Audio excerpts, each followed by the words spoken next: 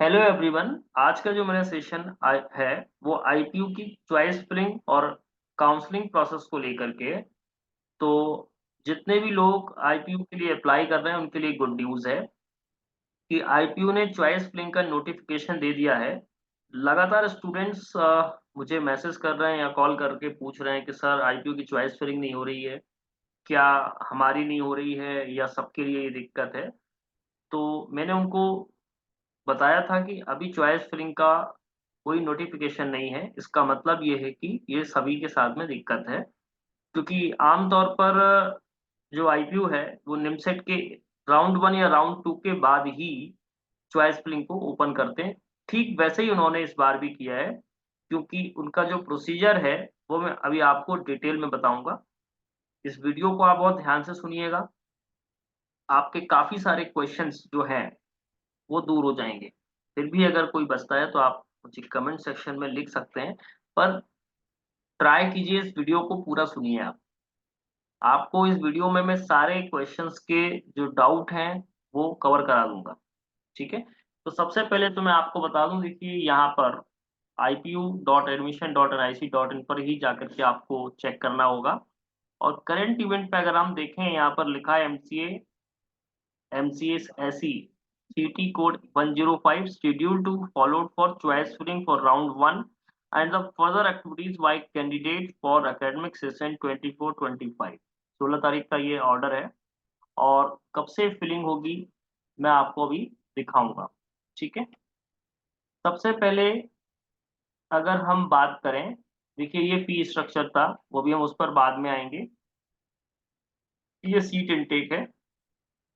जो नोटिफिकेशन है वो है, देखिए क्लियरली लिखा हुआ है, एक बात बिल्कुल ध्यान से देखिएगा। एमसीए प्रोग्राम का है, निमसेट के थ्रू ही होनी है। ठीक है। Round schedule for round 1 of online counselling for the above courses filling of the choices preferences. आप ऐड कर सकते हैं, डिलीट कर सकते हैं, एडिट कर सकते हैं, मॉडिफाई कर सकते हैं, यानी जो भी चॉइसेस आपको दी जाएंगी उन सभी को आप ऐड, डिलीट, एडिट और मॉडिफाई कर सकते हैं। तो सबसे पहले मैं आपको बता दूं, यहाँ पर अगर आप ध्यान दें, candidate who have filled online application form and paid the 1500 15 वो रजिस्ट्रेशन की फीस थी, और काउंसलिंग की जो रजिस्ट्रेशन फीस थी 1000, यानी जिन लोगों ने ये फीस और ये फीस दोनों पेड की हैं उन्हीं लोगों के लिए ये चॉइस फिलिंग का ऑप्शन ओपन रहेगा। और ये कब से कब तक ओपन होगा? 18 जुलाई से लेकर के 22 जुलाई के बीच। अब आपको बता दूं कि इस दरमियान निमसेट के तीनों राउंड खत्म हो जाएंगे। तो बहुत आसानी होगी आपको ये निर्णय लेने में कि अब मुझे निमसेट के थ्रू कोई कॉलेज नहीं मिला है और अब मुझे केवल और केवल आईपीयू के लिए ही अप्लाई करना है। तो सबसे अच्छी बात इस बार ये इन्होंने की है कि निमसेट के तीनों राउंड की प्रोसेस खत्म हो जाएगी। उसके बाद आप आईपीयू में चॉइस फिलिंग कर रहे हो तो कहीं कोई दिक्कत की बात नहीं है। इससे आपको ये भी क्लैरिफाई हो जाएगा कि निमसेट में लास्ट रैंक कितनी पर कौन सी कैटेगरी को कौन सा कॉलेज मिला है और मुझे आईपीयू का कौन सा कॉलेज मिलने की संभावना है। इस बार 1033 सीटें हुई हैं। तो जो पिछले राउंड के पिछले साल के जो कट ऑफ है कॉलेज वाइज, उनमें काफी सारा चेंजेस आ जाएगा। अभी मैं आपको वो भी दिखाऊंगा जिससे कि आप ये भी समझ पाए कि मुझे किस रैंक तक कौन सा कॉलेज मिल सकता है। ठीक है। इसके साथ ही थोड़ा इम्पैक्ट यहाँ पर भी आएगा। कुछ बच्चों ने हैदराबाद यूनिवर्सिटी के लिए भी अप्लाई किया है। जब वो लिस्ट आ जाएगी, मुझे लगता है कि वो लिस्ट भी कुछ दिन में आ ही जाएगी, जिससे आपको ये भी क्लियर हो जाएगा। तो करीब 50, 60, 70 रैंक का फायदा आपको और हो सकता है। ठीक है। तो अब हम बात करेंगे 18 जुलाई से, यानी कल से ये चॉइस फिलिंग शुरू होगी और 22 तारीख तक ये चॉइस फिलिंग आपके लिए ओपन रहेगी। यानी कि 18, 19, 20, 21, 22 5 दिन आपके पास में रहेंगे। आप पहले तो नोटिफिकेशन को ध्यान से पढ़िएगा, जो भी बातें इसमें लिखी हैं उसको एग्जैक्टली आपको फॉलो करना है। और जो डेट दी गई है 18 तारीख, 18 से 22 तारीख के बीच में आपको चॉइस फिलिंग करनी है। आप कोशिश करिएगा 19-20 तक आप अपना ये चॉइस फिलिंग का प्रोसेस कंप्लीट करें, ताकि कहीं कोई दिक्कत ना आए, कोई रश ना हो। ठीक है, क्लियर। अब बात करेंगे कि उसके बाद में क्या होगा। जब आप चॉइस फिलिंग कंप्लीट कर देंगे तो 23 तारीख को इसका रिजल्ट आ जाएगा, यानी आपको जो भी सीट अलॉट होगी वो 23 तारीख को पता लग जाएगा कि कौन सी सीट आपको अलॉट हुई है। इसके बाद क्या करना है, देखिए अब आगे का प्रोसीजर है। जब रिजल्ट डिक्लेयर हो जाएगा राउंड वन का, तो पहली एक्टिविटी को समझते हैं। इफ सीट, अगर आपको सीट अलॉट कर दी गई है तो आपको क्या करना है, payment of part academic fee of 96,000। देखिए अब आपको सीधे 96,000 रुपीज जमा करने हैं। तो अब इसमें क्या होगा, देखिए पिछली बार तक क्या करते थे, वो कुछ फीस ले लेते थे 10-20 हजार 30 हजार तक। इस बार उन्होंने 96,000 का जो फी है वो जमा करवा रहे हैं। उसका कारण कि एक तो निमसेट के लगभग तीनों राउंड की प्रोसेस कंप्लीट हो गई, तो अब आप क्लियर हो गए कि आपको कौन सा कॉलेज लेना है, मतलब आपको आईपीयू के थ्रू लेना है या आपको निमसेट के थ्रू लेना है। ठीक है, कई सारे बच्चे इसमें एक और क्वेश्चन पूछ रहे हैं कि सर निमसेट के थ्रू लास्ट कॉलेज लेना बेटर होगा या आईपीयू का फर्स्ट कॉलेज या सेकंड कॉलेज लेना बेटर होगा। देखिए मैं आपको बता दूं, आईपीयू का अपना अलग क्राइटेरिया है। आईपीयू के थ्रू जिस कॉलेज में जाएंगे, चाहे यूएसआईटी में जाएं, चाहे भारतीय विद्यापीठ में जाएं, चाहे सीडेक में जाएं, एमसीए 2 साल का है और निमसेट में एमसीए 3 साल का है। पहला डिफरेंस। दूसरा डिफरेंस ये है कि निमसेट में आपको एनआईटी का टैग मिलेगा, आईपीयू में कोई आपको इस तरह का रेपुटेड टैग नहीं मिलेगा। तीसरी बात, निमसेट में जो एनआईटीज हैं प्लेसमेंट ठीक है, मतलब आईपीयू से तो बेटर प्लेसमेंट्स हैं। और अगर आपका एक दरबार नहीं भी हो पाता है तो आप ऑफलाइन जब जाते हैं, लाइक मतलब ऑफ कैंपस जब आप जाते हैं, तो एनआईटी का टैग बहुत मैटर करता है, बना बनस्पत दूसरे इंस्टीट्यूट से आप करते हैं। तो इन बातों से हम सेग्रीगेट कर सकते हैं। फिर बाकी ये आपका डिसीजन है कि आप हैदराबाद से करते हैं, आप आईपीयू से करते हैं, या आप निमसेट के थ्रू कोई कॉलेज से एमसीए करते हैं, ये आपका खुद का चयन है। कई सारे बच्चे हैदराबाद सेंट्रल यूनिवर्सिटी और निमसेट के रायपुर या जमशेदपुर से भी कंपैरिजन करते हैं। तो ये देखिए मैं आपको बताऊंगा कि आपका ये पर्सनल डिसीजन है, क्योंकि देखिए बाकी सभी जगह 2 साल का एमसीए, केवल और केवल निमसेट के थ्रू जो कॉलेज हैं एनआईटीज, उनमें 3 साल का एमसीए है। तो एक तो ये मेजर डिफरेंस आ जाता है, क्योंकि कहीं ना कहीं 3 साल आपके लिए हेल्पफुल भी हो जाते हैं।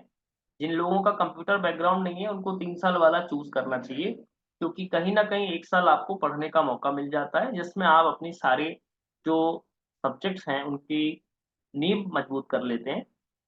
और दूसरी बात यह है कि नेमसेट एनआईटी का टैग अपने आप में बहुत मैटर करता है। क्लियर।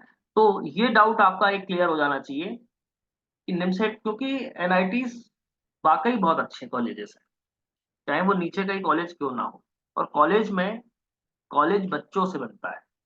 अगर आप सोचें कि निमसेट में अगरतला कॉलेज या रायपुर कॉलेज को देखा जाए, अगर इसमें भी अच्छे बच्चे जाएंगे, अच्छी मेहनत करेंगे, अच्छी पढ़ाई करेंगे, अच्छा प्लेसमेंट देंगे, तो डेफिनेटली रायपुर की स्थिति भी बाकी सभी एनआईटी से बेहतर होगी। क्योंकि अगर हम देखें कि अगर किसी भी एनआईटी में टीचिंग का प्रोसेस हो या टीचर्स का प्रोसेस हो, सेम प्रोसेस होता है जैसे कि त्रिची में होता है, सेम एज रायपुर में होता है, पर बच्चों से कॉलेज बनता है। जहां भी, जिस भी कॉलेज में, किसी भी प्राइवेट कॉलेज में अगर हम कहें कि वीआईटी बहुत अच्छा कॉलेज है या कोई भी बहुत भारतीय विद्यापीठ कोई अच्छा कॉलेज है, तो वो कॉलेज क्यों अच्छा है? कारण है कि उसमें बच्चे अच्छे गए और उन्होंने अच्छी अच्छी कंपनी से प्लेसमेंट लिया, इसलिए वो कॉलेज अच्छा है। पढ़ाई लगभग सभी बराबर होती है, बल्कि प्राइवेट कॉलेजेस में या जो ऐसे कॉलेज हैं लोकल कॉलेज, उनमें पढ़ाई ज्यादा अच्छी कराई जाती है।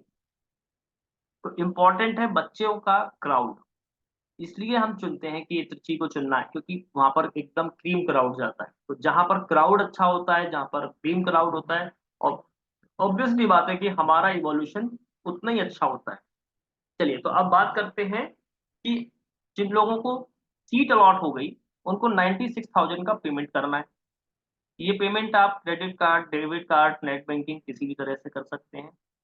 और अगर आपने, देखिए यहाँ पर लिखा हुआ if any candidate does not pay, यहाँ पर नॉट होगा ये, ठीक है, not pay the academic fee he she will be debarred for next round, मतलब उनको अगले राउंड से बाहर कर दिया जाएगा। वो केवल और केवल स्पॉट राउंड में ही पार्टिसिपेट कर पाएंगे। After declaration of the round one result, ठीक है, आपको ये जो फीस है वो कब तक जमा करनी है? 25 तारीख तक जमा करनी है। ठीक है, ध्यान रखें, जब आपको सीट अलॉट हो गई, चॉइस फिलिंग कर दी, उसके बाद आपको ये फीस जमा करनी है। क्लोजिंग डेट कब तक है? 25 जुलाई। और इसके बाद आपको अपनी सबमिट विलिंगनेस चूज करनी है। विलिंगनेस का मतलब आप राउंड वन से राउंड टू में जाना चाहते हैं, या राउंड वन में जो मिला कॉलेज है उसको आप लॉक करना चाहते हैं। लॉक करेंगे तो यहाँ पर फ्रीज का ऑप्शन है, और अगर अपग्रेड करेंगे तो यहाँ पर फ्लोट का ऑप्शन है, जो कि आपके पास में कब तक का टाइम है? 26 जुलाई तक। ठीक है, क्लियर? 26 जुलाई तक आप फ्रीज या फ्लोट कर सकते हैं। अगर आप फ्रीज नहीं करते हैं तो ये ऑटोमेटिकली फ्लोट हो जाएगा, नेक्स्ट राउंड में आप पार्टिसिपेट करेंगे। लेकिन ये तभी कर पाएंगे जब आप 96,000 का फी पेमेंट कर देंगे। और ये कब तक कर देंगे? 25 जुलाई तक। तो टाइम का विशेष रूप से ध्यान दें, और आपको अपने लॉगिन से बार बार चेक करके सारी एक्टिविटी को ध्यान में रखना पड़ेगा। क्लियर? मुझे लगता है अब आपको ये सारी बात समझ में आ गई होगी। इसको ध्यान से बस देखिएगा। Printing of the provisional seat allotment 26 तारीख तक आप प्रिंट कर सकते हैं। और अगर आप सीट से जो मिली है आपको, उससे अगर आप सेटिस्फाइड नहीं हैं तो आप विड्रॉ भी कर सकते हैं। लेकिन ये विड्रॉ आप तब कर पाएंगे जब आप एकेडमिक की पार्ट फी दे देंगे, यानी आप 96,000 पे कर देंगे, विलिंगनेस सबमिट कर देंगे, सीट अलॉटमेंट आपने प्रिंट कर लिया। अब आपको लगा एक गड़बड़ कि यार मैं सेटिस्फाइड नहीं हूँ जो मुझे सीट मिली है, तो मैं विड्रॉ कर सकता हूँ। लेकिन ये विड्रॉ करने का ऑप्शन भी 26 तारीख तक है। ठीक है, ध्यान रखें, नहीं तो आपको रिफंड नहीं मिलेगा। क्लियर? तो इन बातों का आपको विशेष रूप से ध्यान देना पड़ेगा। क्लियर? अब बात करेंगे इसी तरह से राउंड टू की शेड्यूलिंग है। और देखिए, राउंड टू में अगर हम ध्यान दें तो सेम है। अगर आपको राउंड टू में, मान लो किसी बच्चे को राउंड वन में सीट अलॉट नहीं होती है, तो राउंड टू में सीट अलॉट होती है, तो वो 96,000 पे करके उस सीट को बुक कर सकता है।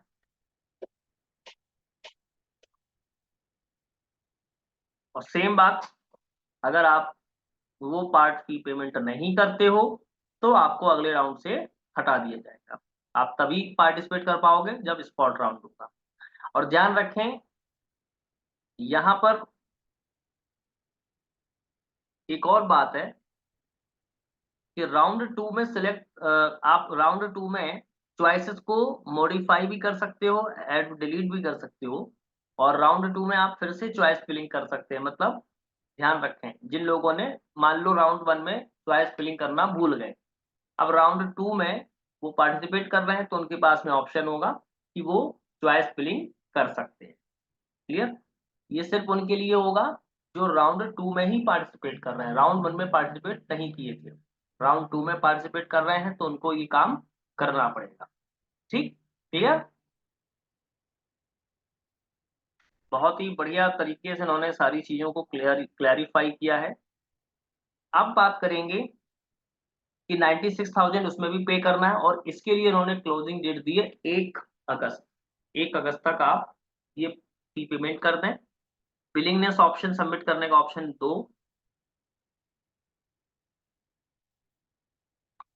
2 अगस्त को।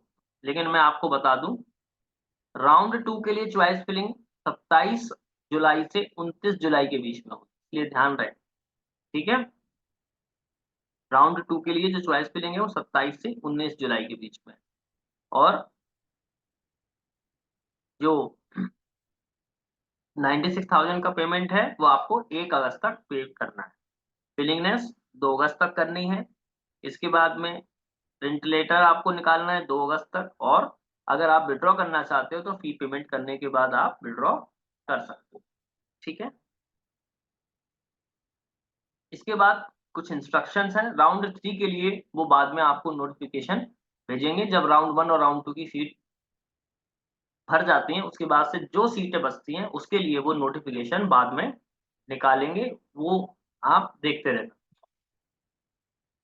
ठीक है।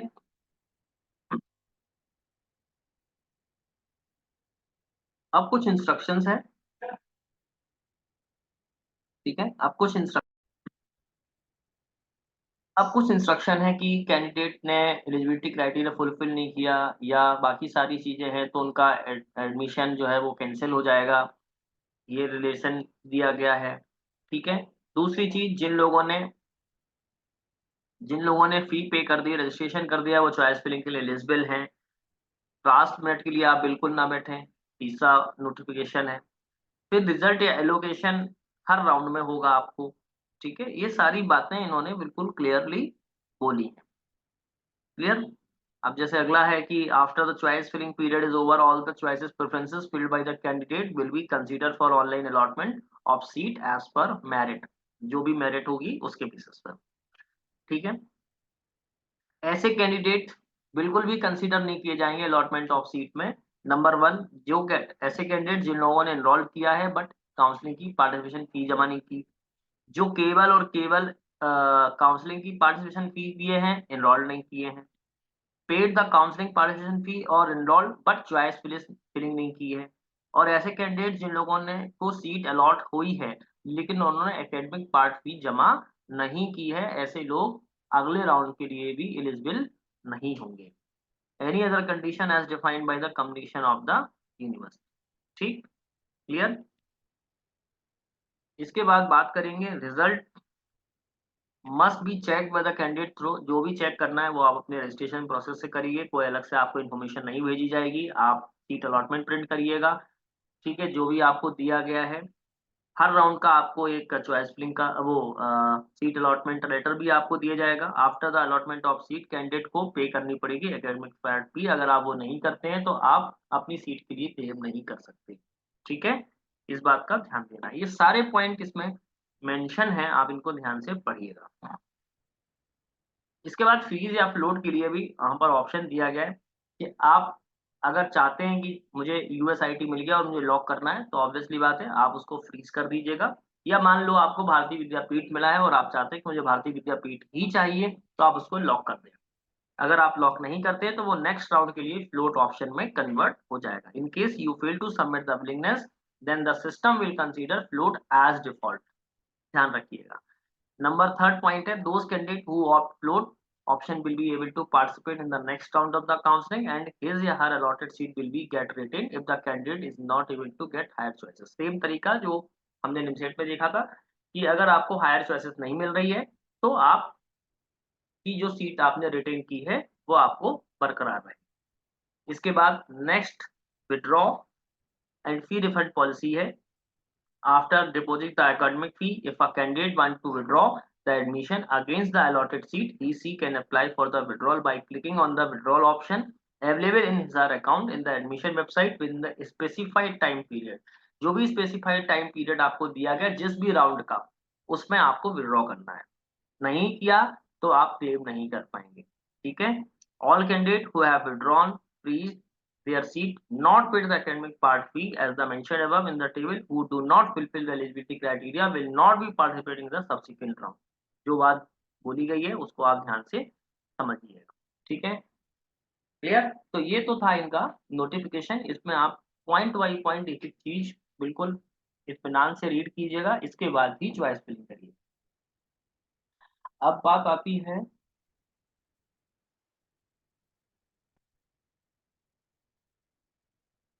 अब बात करते हैं कि आईपीयू का जो सीट है वो कितना है किस कॉलेज में, ये इन्होंने 1 जुलाई को दिया था। बनारसी दास में अगर देखा जाए तो 60 सीटें हैं और इन्होंने जो मैनेजमेंट कोटे की 10% सीटें थी वो सरेंडर कर दी हैं। भारतीय विद्यापीठ में 120 सीट नॉर्मल है और 12 मैनेजमेंट कोटे की सीट है। गुरु नानक में 60 सीट है, no management quota. Guru Nanak दूसरा जो शिफ्ट 2 में चलता है उसमें 30 सीट्स हैं, नो मैनेजमेंट कोटा। इसके बाद अगर ध्यान से देखा जाए तो जगन इंस्टीट्यूट में 120 सीट है, ठीक है, 120 है, 12 मैनेजमेंट की सीट है।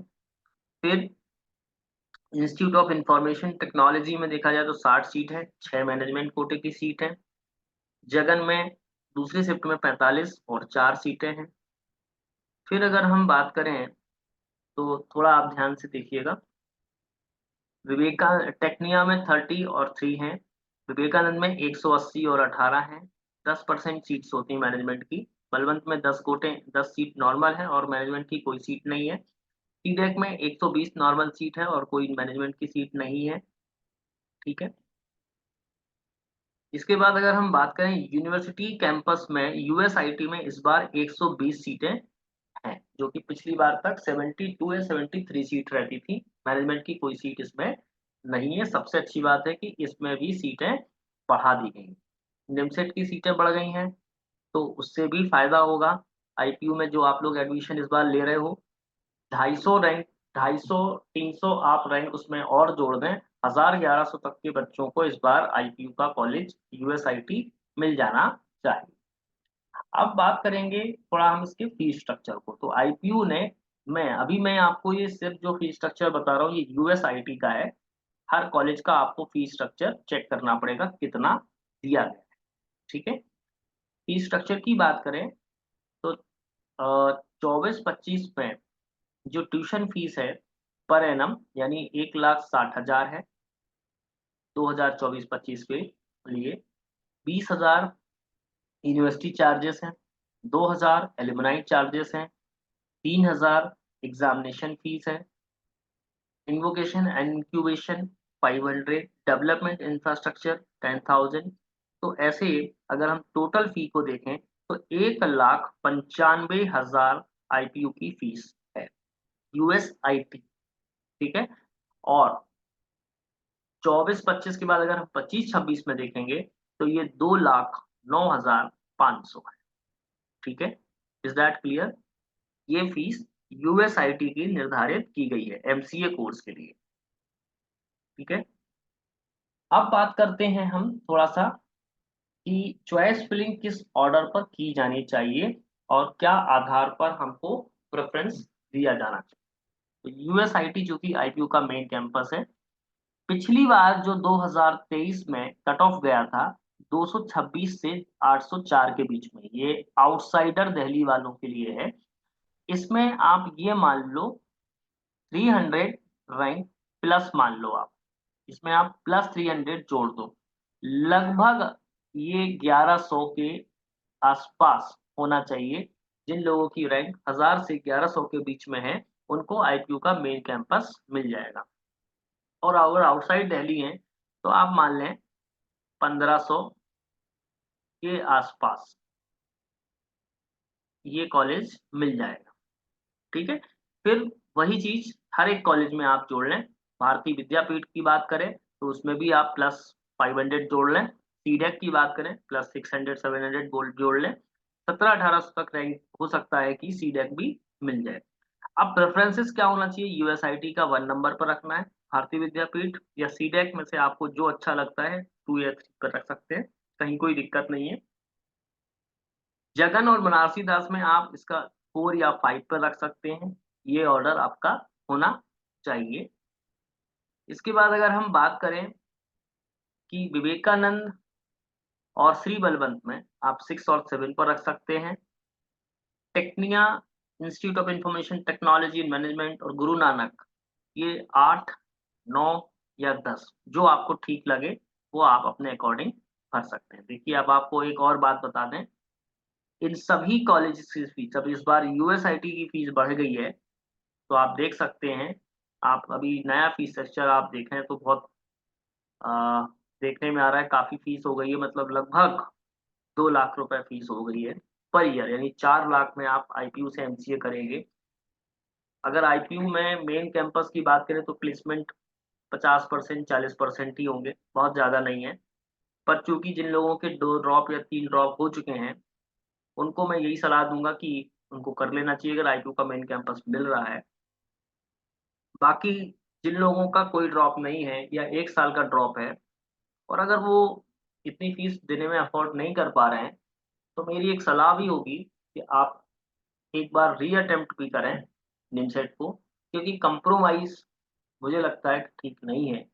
अगर आप ड्रॉप लेकर के पढ़ाई कर सकते हैं, अगर आपके मन में चल रहा है कि मैं नेक्स्ट ईयर और अच्छे से प्रिपरेशन कर सकता हूँ या कर सकते हैं, तो आप ड्रॉप लीजिएगा। कई सारे बच्चे लगातार हमसे कॉल पे भी पूछ रहे हैं कि सर क्या हम आईपीयू का कॉलेज लें या निमसेट का नीचे का कॉलेज लें या ड्रॉप ले लें? तो देखिए, अगर आपको कंप्रोमाइज़ नहीं करना है, अगर आपको लगता है कि मैं मेहनत कर सकता हूँ, मैं तैयारी कर सकता हूँ और मुझे करना चाहिए, तो definitely you can take a next chance. इससे आपका कॉलेज भी बेहतर होगा और साथ में जो आप कंप्रोमाइज़ कर रहे हैं, वो भी आपका नहीं होगा।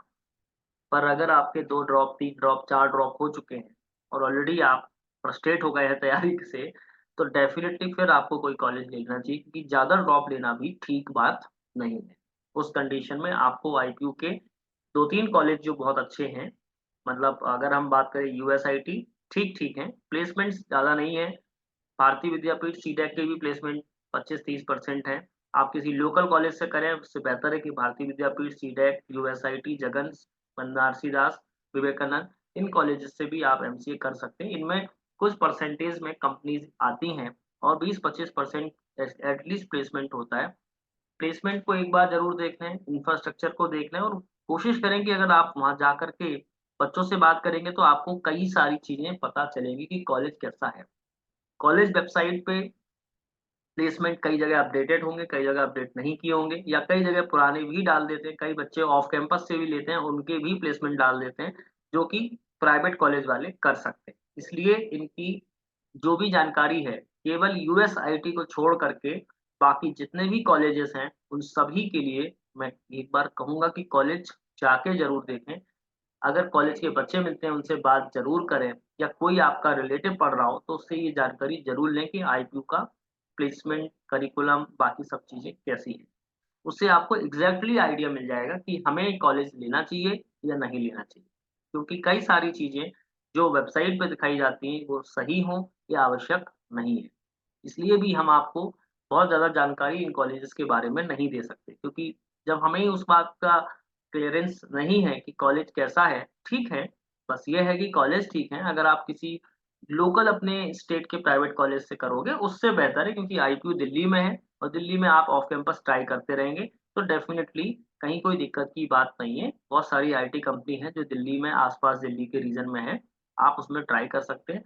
और आईपीयू एक रेपुटेड यूनिवर्सिटी है, इसलिए कहीं कोई दिक्कत की बात वैसे नहीं है। लेकिन फ़ी के मामले में देखा जाए, तो जब यूएसआईटी के आईपीयू के मेन कैंपस की 2 लाख फ़ीस है, तो भारतीय विद्यापीठ या किसी भी सीडेट या किसी भी कॉलेज की फ़ीस आप देखेंगे 1.5 लाख से 2 लाख के बीच में ही आपको देखने को मिलेगी। तो लगभग 4 लाख में आपको कंप्लीट होगा, फिर उसके बाद में आप हॉस्टल लेंगे, तो काफ़ी कॉस्टली पड़ेगा। अगर आप अफ़ोर्ड कर सकते हैं तो बिल्कुल करिए। दूसरी चीज़, एजुकेशन लोन भी अगर आपको मिलता है तो कहीं कहीं कोई दिक्कत नहीं है, पर अगर नहीं भी मिल पा रहा है, तो फिर आप विचार कर सकते हैं, क्योंकि निमसेट में जो कॉलेज हैं, बहुत अच्छे हैं और एनआईटीज़ के टॉप 5-6 पे कॉलेजेस में प्लेसमेंट्स का क्राइटेरिया भी बहुत ही अच्छा है।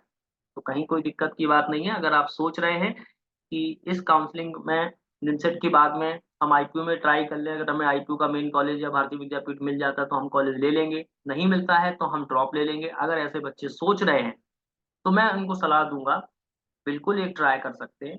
ट्राई करने में कोई बुराई नहीं है, पर ट्राई ऐसा नहीं करना है कि चलो यार मज़े के लिए दे देते हैं। नहीं, आपको प्रॉपर्ली पढ़ाई करनी पड़ेगी। इसके लिए आपको एक कोर्स लेना पड़ेगा, तो वो आप किसी भी इंस्टीट्यूट का ले लें। जहाँ तक मेरा मानना है, इम्पीटस गुरुकुल का जो कोर्स है वो काफ़ी अच्छा है और बहुत ही डिटेल में पढ़ाया जाता है। टेस्ट सीरीज़, कंटेंट या किसी भी चीज़ की बात करें, बहुत ही अच्छी है। आप उसमें जॉइन कर सकते हैं। बाकी मेरा यही सजेशन है और चॉइस फिलिंग ऑर्डर पर मैं वापस आता हूँ। चॉइस फिलिंग की नोटिस पे एक बार फिर से मैं वापस आता हूँ। तो फिर से मैं आपको बता दूं, जो एक्टिविटी है वो कल से शुरू होगी। 18 तारीख से 22 तारीख के बीच में आपको चॉइस फिलिंग करनी है, और 23 तारीख को आपका रिजल्ट आ जाएगा। 25 तारीख तक आपको 96,000 की फी जमा करनी है। उसके बाद आपको अपनी विलिंगनेस ऑप्शन चूज करना है। 26 तारीख तक सारी प्रोसेस कंप्लीट करनी है। आई थिंक आपको बात समझ में आ गई होगी।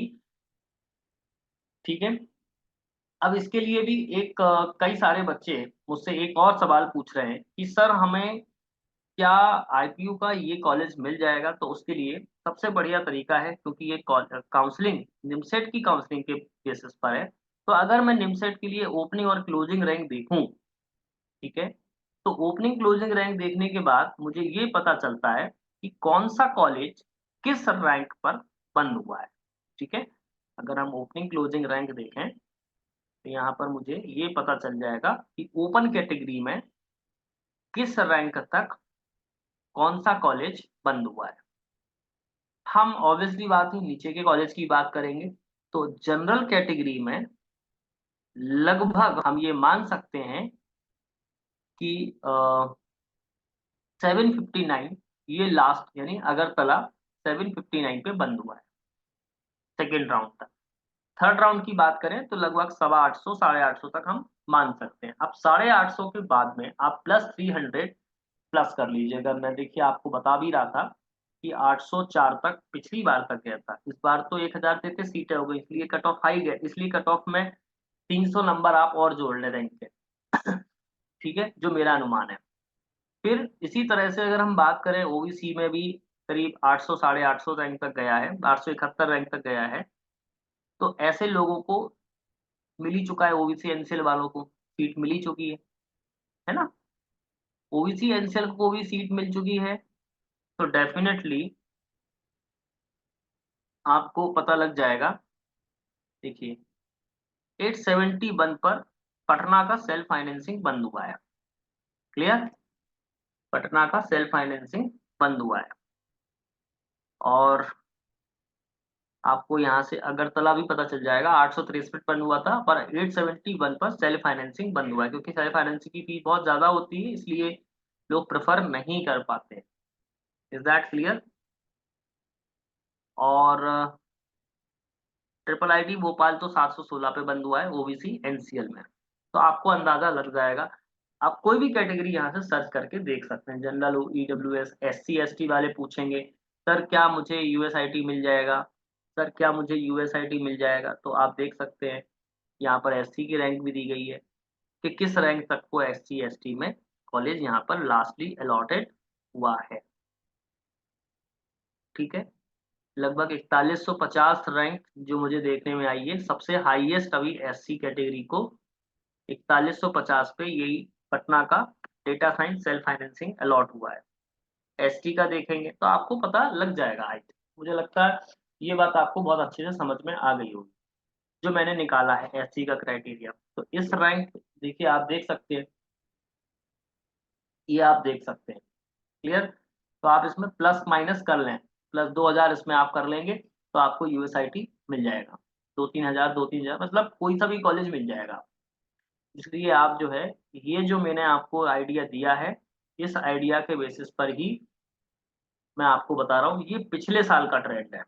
इसमें आप +300 400 जनरल के लिए, 500 आउटसाइडर के लिए, 5000 से 1000, और एससी एसटी के लिए 2000 तक आप उसमें ऐड कर सकते हैं। इस बेसिस पर आपको मिल जाएगा। एक बार आपको सीट मैट्रिक्स पे बता दूं कि 120 सीटें हो गई हैं यूएसआईटी के लिए, बाकी सभी का आपको लगभग पता होगा। फीस स्ट्रक्चर ये दिया गया है, और जो काउंसलिंग का शेड्यूल है वो आपको 18 से 22 तक के बीच में दिया गया है। पूरा प्रोसेस 26 तक फर्स्ट राउंड का खत्म हो जाएगा। फर्स्ट राउंड में अगर कोई बच्चा चूक जाता है तो सेकंड राउंड में फिर से उसको मौका मिलेगा। 27 तारीख से उसके लिए भी चॉइस फिलिंग होगी, 27 से 29 के बीच में चॉइस फिलिंग होगी। और 1 अगस्त तक आपको 96-98 हजार जो एकेडमिक फीस है वो जमा करनी है। 2 अगस्त तक आपको अपनी फिलिंग सबमिट करनी है। 2 ही राउंड का यहाँ पर पूरा प्रोसेस दिया गया है। राउंड 3 का शेड्यूल बाद में आपको इंटीमेट किया जाएगा। तो आई होप कि आपको मेरी सारी बात समझ में आ गई होगी। मैंने कंप्लीट प्रोसेस आपको बता दिया है। आप जितने भी डाउट थे वो आपके लगभग दूर हो चुके होंगे। फिर भी अगर आपको कोई डाउट आता है या कोई प्रॉब्लम आती है तो आप मुझे कमेंट सेक्शन में लिख के भेज सकते हैं। ठीक है, thank you and all the best.